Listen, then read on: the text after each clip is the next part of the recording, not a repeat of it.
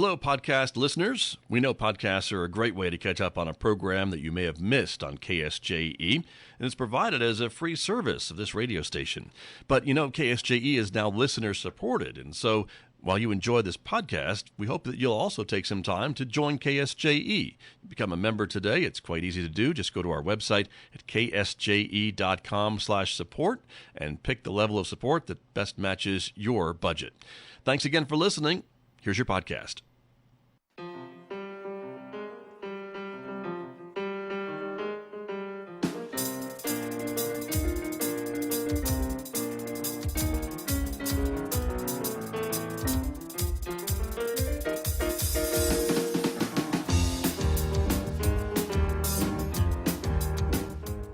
11 minutes past 8 o'clock. It is Wednesday morning, the 9th day of April, 2025. Good morning, everybody. I'm Scott Michlin. Thanks for tuning in to KSJE, 90.9 FM over the air here in San Juan County, New Mexico. In Durango, Colorado, we broadcast at 103.3 FM. And if you're listening to my voice from anywhere else on the planet, you've gone to our website to do that, ksje.com. I also want to welcome our viewers who are joining us this morning. The video of this program is streaming out live to the KSJE Facebook page and also to our YouTube channel. So welcome aboard, everyone. So glad that you are with us, because this morning we're going to be talking about the importance of volunteers. And no place is that more evident than San Juan Regional Medical Center. We have a couple of their very dedicated volunteers with us here this morning. So we'll be talking with them about the jobs that they do at the hospital and much more. That is coming up in the next few moments right here on KSJE this morning. Then we invite you to stay tuned, because next hour, Mick Hess will take over the studio, our weekday classical music program, Roving with the Arts. That is coming your way after the news at 9:06 this morning. Stay tuned, because after that at 10:30, our local and regional author program, Right on Four Corners. Delcherie Gladden is speaking with Arizona author Sydney Graves about her latest book called The Arizona Triangle. You'll hear about that coming up this morning at 10:30 right here on KSJE as well. Don't forget, you can also connect with us on X and Instagram, in addition to Facebook and YouTube. And if you're a podcast person, we invite you to listen to KSJE podcasts. They're available to subscribe to wherever you're listening to podcasts. So check it out. Maybe discover a new local program that you may have missed recently. Outside our studios here at San Juan College, it is a sunny Wednesday morning, 42 degrees at the moment. We're expecting mostly sunny weather today with a high of 73 in Farmington. Clear skies overnight, the low 44. Sunny and a bit warmer tomorrow with a high of 76 on Thursday. 79 degrees by Friday, 78, partly sunny skies on Saturday. Cooling off to 71 on Sunday with overnight lows peaking around the mid-50s Saturday night, back to the upper 40s on Sunday. I'll be back with my guest to talk the importance of volunteers right after this on KSJE. KSJE is supported by San Juan Regional Medical Center. The most important ingredients to sustaining health and wellness are the resources and tools that help you live a vibrant and healthy life. At San Juan Regional Medical Center, the goal is to promote health by making sure those resources are available. Find the path to the best life at lifebetterhere.com. San Juan Regional Medical Center. Better is our mission, improving lives through personalized health and care. And back in Studio A this morning with my guest, as I mentioned, from San Juan Regional Medical Center to talk about volunteers this morning. Let me introduce everyone to you here this morning. Teresa Becker is back with me this morning. Of course, she is the manager of volunteer services at San Juan Regional Medical Center. Good morning. Thank you for coming in this morning. Good morning. Good to have you here. You brought with you two of your volunteers. I did. Right, and so we're glad to have them with us as well. Stephanie Byrom is back with us this morning. Stephanie is a volunteer at the hospital. She's been so since 2008 and is the third generation of volunteers at the hospital. Good morning to you. Thank you for being here. Good morning. Thanks for coming back. And also joining us this morning is Anna Buffington. She has served as a volunteer for 7 years at the hospital at the Cancer Center, and also serves on the board of directors for the hospital at the moment. Anna, good morning to you. Good morning. Thanking you all for coming in this morning and talking about the important jobs that you all do. And Teresa, let me start with you a little bit about the importance of volunteers. The two that you brought are just a small sample of the over 100, probably closer to what? How many volunteers at the hospital these days? What did we come up with? 143. About 150 or 143, okay. We're slowly regaining ground after COVID. We Right. kind of dropped off and are rebuilding. You and I have talked about that, right? So that's got to be exciting to see numbers growing in the right direction, right? Definitely. Very good. Although we're fixing to lose a lot of teens again. That's kind of the cycle of life there, but it's exciting to see the Sure. masses come out, but then they go off to college, but hopefully they'll be back Right. working in our hospital someday. That's the idea, Yes. right? And there's a whole new set of teens that are moving up too, Yes. right? That are maybe tweens and will soon be teens, and maybe will join you too. Absolutely, and some of them are siblings of our existing volunteers, so Very, that's fun. very good, very good. And we should mention too that the month of April is a volunteer appreciation month, Correct. and there's a volunteer appreciation week as well. Yes, part of that. we kind of celebrate all year, well, all month long. Sure. But we kind of target one specific week, and we've got a couple of events coming up. Yeah, very good. And with that volunteer, the group that you have, I mean, they serve in a variety of areas, and we'll talk to the two volunteers that are here with us this morning about what specifically they do at the hospital, but it really does save the hospital a lot by having this whole big team of volunteers doing important tasks in and around the hospital, does it not? It does, and we're grateful for every minute that they choose to come and provide service there at the hospital, but it is rewarding for them as well, hopefully.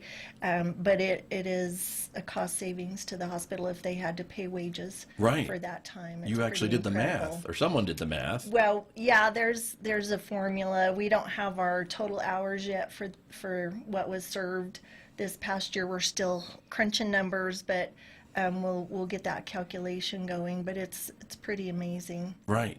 And then also, I know we want to talk a little bit too about some of the funds that are raised or earned through the volunteer program from things like the gift market and things like that. And that is something that the volunteers can use to buy equipment and other things to support the hospital and other Correct. things like scholarships or other services, things like that. Our gift market is our biggest fundraiser, so all the proceeds raised in that facility is used for equipment or scholarships or education funding. And then we also do lobby sales where we earn a commission based on what is sold out there too. So that's slowly rebuilding as well. Right, right. Very good. Well, let me turn to Stephanie Byrom a little bit and ask her about some of the work that she does. And Stephanie, talk to me a little bit about the job that you do as a volunteer at the hospital, So please. I'm with educational assistants. Right. And we provide scholarships for teens. This year we had 16. That was a record number who applied for scholarships. How wonderful. Yes, and we will be awarding each one of them some money. some funds. Nice. Yes, yes. And these are teens that maybe want to get into the healthcare field? Is that kind of the idea? Yes, that's kind of, well, what a lot of them are getting into. Some of them are engineering, and then we had some doctors and nurses that they want to go that Sure. route. Mm-hmm. Very good. And then we also give money to employees or people in the community who are going to be maybe coming to get a job at the hospital. And for those, we give $1,000 a semester, and they have to go through an application process. Mm-hmm. But it's unlimited funds. The only criteria is that they give back a year of work at the hospital. I see. And so Nice. they don't have to pay anything back. Okay. Mm-hmm. So it could be maybe used for relocation expenses or things like that? Is that kind It's of what you think? Or is it for education? books and tuition. I'm sorry. Yes. Got it. Okay. Yes. Got it. But it still helps them, certainly Yes. with those expenses, for Yes. sure. So, wonderful. Very good. And you spend some time working in the gift market, do you not, as part of I your did. volunteer for a while? I have done some. I've been the merchandiser in the gift market. I've been the gift market manager, and really enjoyed it. And now I just come in to help with special occasions. These things, right. And you also, I think, help with maybe some booths at health fairs and things like that, too, from Yes. time to time, Yep. as those come around? Because Yep. I know the hospital's a big supporter of those events in the community. Yes. So, Very good. Well, thank you for your Yes. service and your Yes. volunteerism to the hospital. And that brings me over to Anna Buffington. Let me talk to you a little bit about the work that you do too Okay. at the Cancer Center, correct? Correct. Well, I do the Cancer Center and the gift market. And the gift market. Right. Got you. And so you've been doing that for now, let me see. I'm looking at my notes. About 7 years? 7 years, yes. Okay. Yes. Very good. What types of things at the gift market? Are you there to help people find their perfect gift?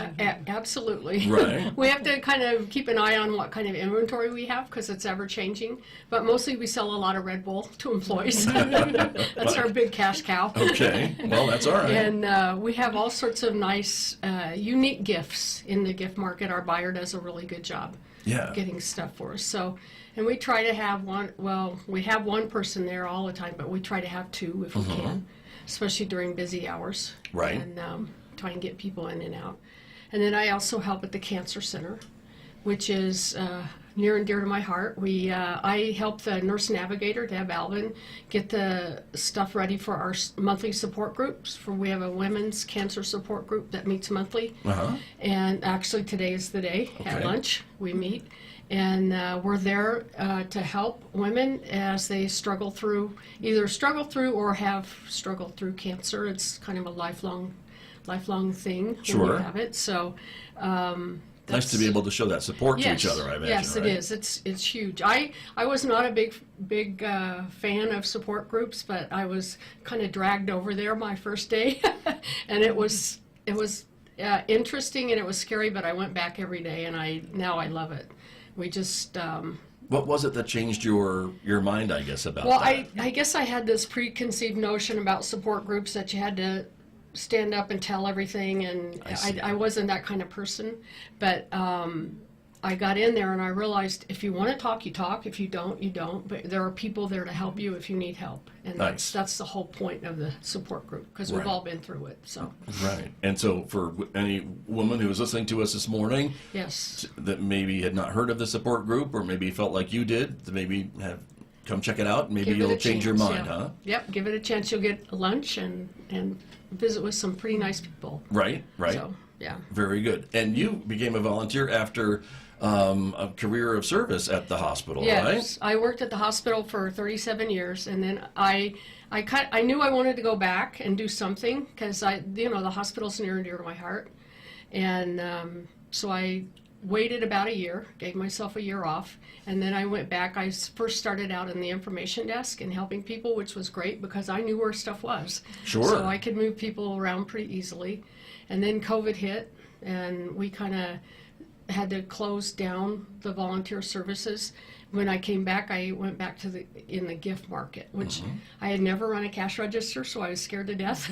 But I quickly learned, and I don't try not to make any mistakes, but you know how it goes. Well, I bet you don't, but that's Yeah. great. Yeah. And I think, again, the gift market, as you mentioned, too, has a lot of unique items. I think a lot of folks Yes. even maybe come there around holiday time to Oh, yeah. look for something that just fits the person that they're trying to buy a gift for. so. Holidays, Christmas and Valentine's Day are big days for, right, to get Right. people Halloween, stuff. too. Halloween, oh yeah, Halloween. good point. All sorts of unique gifts for Yeah. people. So. Very good. Well, thank you for being here as well this Well, thank morning. you. Really appreciate that and your service in both capacities to the hospital and the community. you. So we appreciate that as well. Teresa, I want to come back to you a little bit about the stories that we're hearing, and that's repeated, I think, from every volunteer that you have, right? They all have reasons for serving and reasons for coming back to the hospital if they worked there for a while, or reasons of why they want to work in the place where they are volunteering and things like that. You make it, I think, pretty easy for someone to sign up and become a volunteer. We hope it's an easy process. The days of just walking in the door and saying, "Hey, I wanna volunteer here. What can I do?" Well, that doesn't happen That anymore. doesn't I happen understand anywhere. that. Right. So. There is an application process. All of our volunteers, including our teens, have to be fingerprinted and go through a background check. There's some vaccination requirements and a Which little makes bit of sense because education. of the nature of the Yeah. position, really. Right. It's all about protecting our patients. So if we're in the same building with those patients, we're going to be as safe as possible. Sure. Right. A lot of training just for the role that they're doing, but the general hospital information that we need to learn, confidentiality. All those HIPAA, things. Right. Oh, HIPAA is a big one, all right? of those Yeah. things. Very Yep. true. But then once that happens, I listen to them, try to hear out their interests, try to match what we have available or modify something if we need to. We've done that before. Right. There's still parameters and boundaries. We can't just turn volunteers loose. Hey, go do brain surgery today. Well, I understand that. It's, so that probably makes sense, but Yeah. that's true. But you have a lot of different areas where folks can volunteer, Correct. and I guess a lot of other things. If someone wants to come in for just a couple of hours a week or a month, or they have more time to spend, you can kind of work around that too, can you not? Yes, our goal is that they serve at least 50 hours a year, which is really easy to do. Folks that come in It's every about week an hour a week in my rough could- math yeah, early can on a crank Wednesday that morning. out Yeah. easily, but for our teens, that's a little tougher. They're still working Sure. around school schedules and sports and all the things they've got going on. Adults, it's a little bit easier. Some of them may have physical limitations, so we, try to work around that. And Right. if they can't walk great distances, we'll be mindful of that. So just whatever we can do to accommodate. Lots of different opportunities. Correct. I would say too, right? And Yes. again, I think for teens, younger people that want to get into the medical field, it's probably a great introduction to the way a hospital works. It's probably not like we see it on TV, or is it?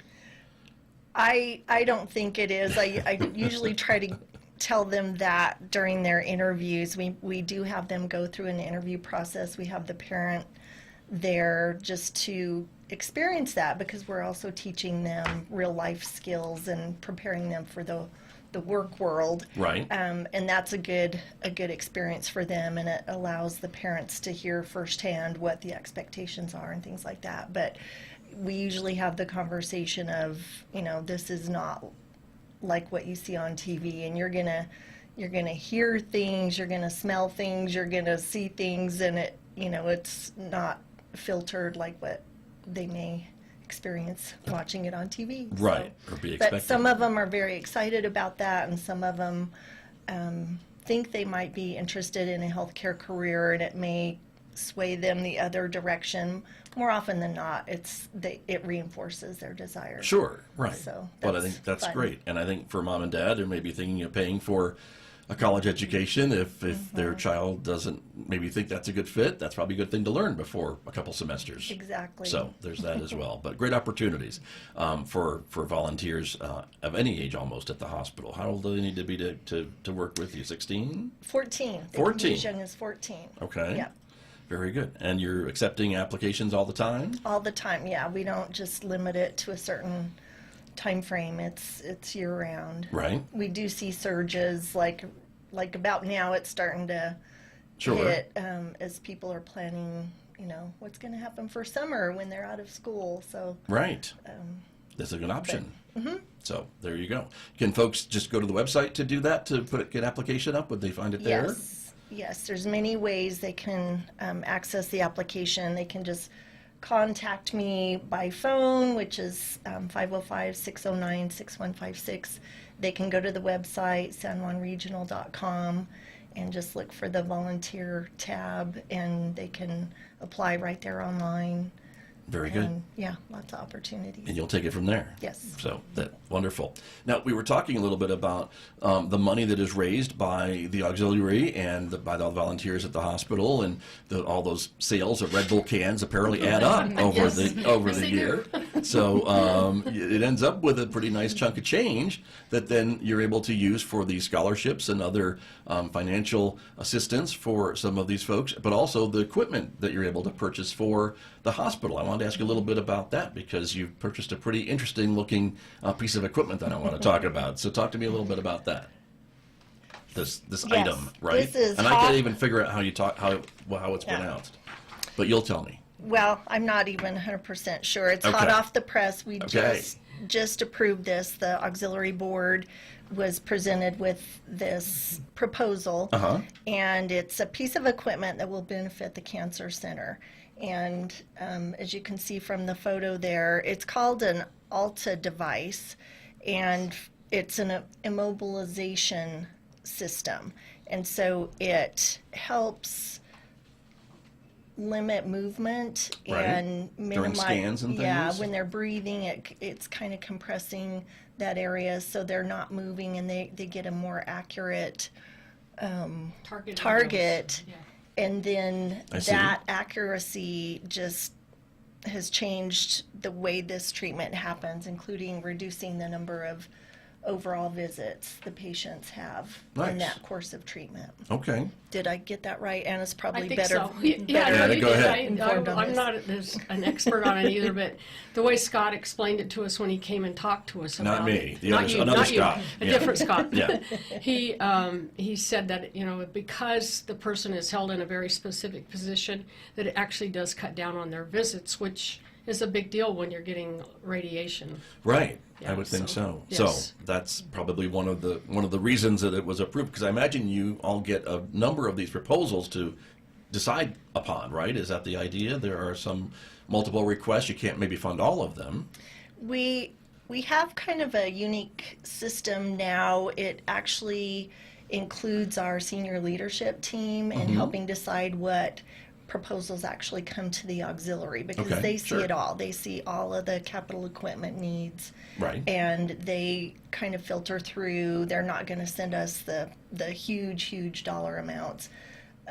But we can accommodate, we kind of give them a target of what we think we can spend for the year. Right. And so this is actually the first item that we've seen in quite a while, rebuilding from COVID, building our donation dollars back up. But it was very exciting Nice. to receive this. And I think the auxiliary board did not hesitate Right. to approve. This is a $42,000 item. So, yay. Not too Yes. shabby. I was going to ask you how much it Yay, cost. Red Bulls. Yeah. Right. That's a Red Bull, lot. That's a lot of Red Bulls and other things too. But it just goes to show how all those purchases add up to Yes. help, again, get reinvested into the community in terms of equipment like this and the scholarships and the other things that we're talking about this morning that kind of go back into the people in the community that want to get into healthcare or things like that. And so this is one of those examples where this piece of equipment will maybe help cut down, as you said, on visits, maybe save folks some dollars and time and things like that, and maybe better outcomes. Yes. Which is also part of this too. Preserve their tissue too. Yeah.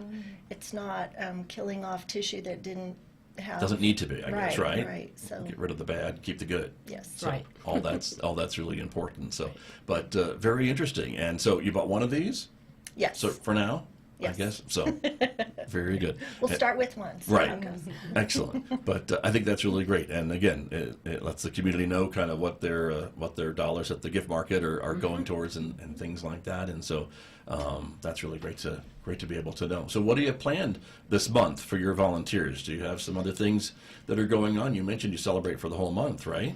We do. Mostly. For the adults, we have a gala. It's a brunch, but we're calling it a Good Morning Gala, and that's going to be a fun time to celebrate their accomplishments. We award for years and hours of service, and just a nice time to get together and see each other. Everybody kind of works their own shifts, and they might see the person before their shift and after, but collectively don't necessarily see each other all the time. So There's 141 other people volunteering that they could be that's always seeing, right? fun. Yes, and that we could tack on an extra couple of hours for that Yes. time to Right. just allow visitation. But and then for the teens, that's really evolved and become quite the event because of these scholarships. Our amount that we're able to award just keeps increasing, as well as the number of applicants. We actually have 21 teens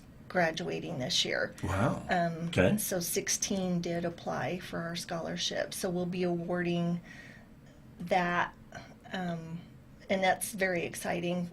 But we also award their hours and years of service Sure. there too. And there's always food involved. Food is important. Well, that helps. Yes, that's true. But again, I think you have been working on this volunteer program and how to recognize and thank your volunteers, and I think that's appreciated by the folks who are putting in their time and talents too. And so Hopefully. it's a great program. So that's wonderful. Now you did come with me with some data and some numbers about just how all these things kind of add up from your volunteers. And before we run out of time, I do want to kind of touch on that because the numbers maybe are surprising to folks on how many things that these volunteers have done over the year, like escorting customers, because I know I was one of those in 2025, and I don't know my way around that hospital as much as I think I do. I don't, and I would be lost for days if there wasn't a volunteer to help me get to where I need to go.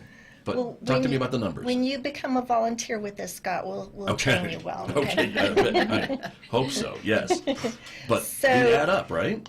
It does, and this is just a fraction of the activity that actually goes on up at the information desk, but we were able to segregate what activity by the volunteers versus the employees up there. So we had, for the year, 2,365 volunteer escorts, which means showing them to different locations in the hospital for whatever reason. Michlin's wandering around. Someone go find him. Yeah. Or the gift shop, to buy those great gift items. Sure. Then actual transports, that might be, we actually took somebody in a wheelchair to the radiology department or cardiopulmonary or all the different locations in the hospital. We never transport anybody in a gurney, that's a whole different level. They're in a wheelchair or something like that. They're in a wheelchair, and we get them to where they need to go. And then actual discharges when they're ready to go home, we had 1,558. So they're busy up there. There's a lot of activity. Yeah. They participate in delivering items. We always think of flowers, which is great. Balloon. Right. Those are two patient balloons, rooms, two right? patient rooms. They family will bring in items for them. Maybe don't have time to visit, so we'll deliver those items for them. Nice. Sometimes it's food if they can have it. That's kind of limited these days. Right, but that's almost 1,000 of those over the year. Right. So very good. And then some other craft projects that your volunteers are known for too, of putting together some of these items that then can be used throughout the year for patients. Talk to me about some of those. So our craft ladies, they get together every week, and they call these little stuffed animals they make, they call them critters, and they've been doing that for years. So they made 480 of those, which is a lot of critters. Eye pillows. We've got actually one volunteer who makes these eye pillows. Just one? Just one. Who made all of them? Yes. And the number is how many? Amazing. 525. Okay. Yes, and that's actually Ann Palmer. Wow. Pretty Very impressive. Good. Right. The baby stockings, it's a lower number this year than normal. They made 59, and that was because they had so many they made last year. They had some carryover, so it'll probably catch up eventually. But those are always very popular and well received. And then cancer bags, they made 107. And we have a small group of folks that belong to different church groups and things that help us with some of these projects. They make them kind of on their own time and bring them in, and they still come and benefit our patients here, and we appreciate their help. Right. They've made pillowcases. That usually is for our pediatric patients, and those are always popular and bright and colorful and fun. They get to take them home when they leave.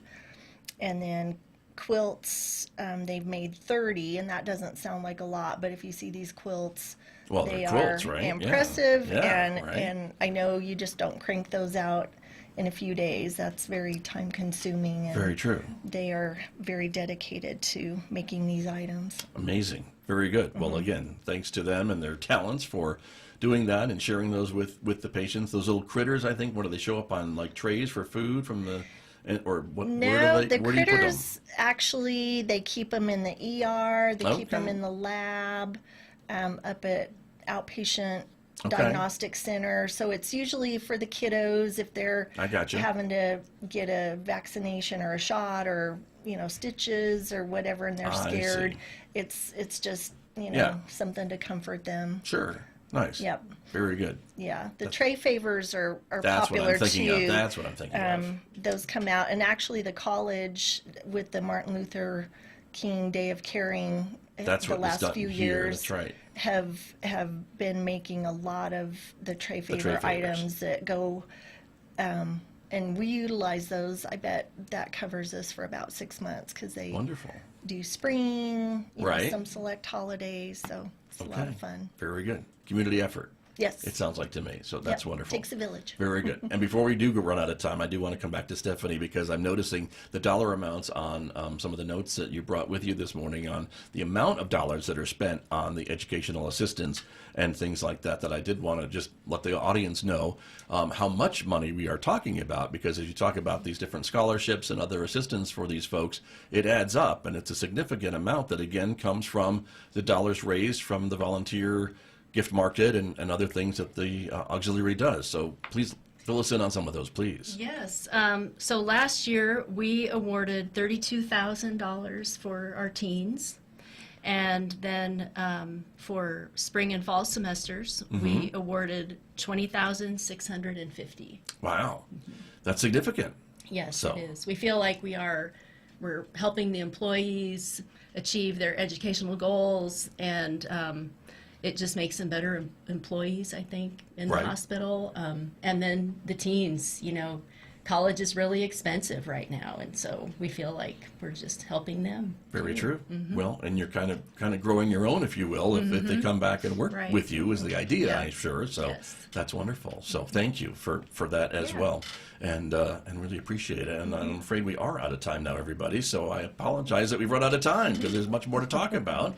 But I certainly appreciate you all being here with me this morning to celebrate the volunteers and all the folks that do all the work that you do and help the community.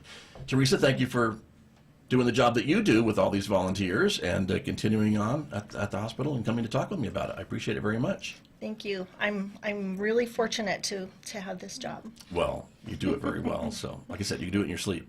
Maybe, right? Possibly. That was you. Oh, okay. Stephanie Byrom, thank you for being here. Anna Buffington, thank you for Thank being you for here as having well, us. and Yes. for the work that you all do as well. My guest here from San Juan Regional Medical Center on KSJE. KSJE and the San Juan College Native American Center present the Student Study Tip of the Week. Hello and good day. My name is Demetrius. This is your study tip of the week. Studying without distractions is crucial.